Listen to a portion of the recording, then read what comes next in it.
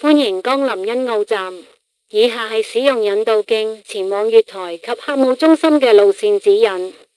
如要前往月台，請於閣下現時身處位置右轉，沿引導徑前行至第一個分叉口右轉，再一直前行，便可到達入閘機。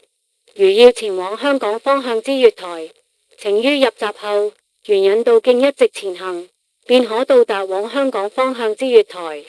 如要前往東涌或迪士尼方向之月台，而選擇使用樓梯，請於入閘後，沿引導徑前行至第一個分叉口左轉，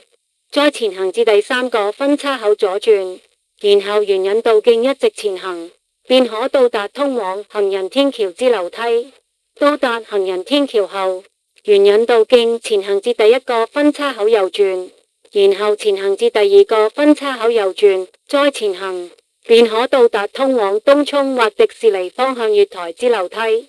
如要前往東涌或迪士尼方向之月台，而選擇使用升降機，請於入閘後，沿引導徑前行至第一個分叉口左轉，再前行至第四個分叉口左轉，然後沿引導徑一直前行，便可到達通往行人天橋之升降機。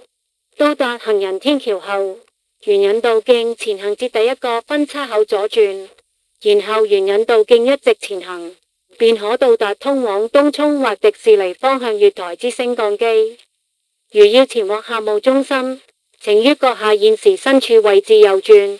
沿引導徑前行至第一個分叉口右轉，然後前行至第二個分叉口右轉，再前行，便可到達客務中心。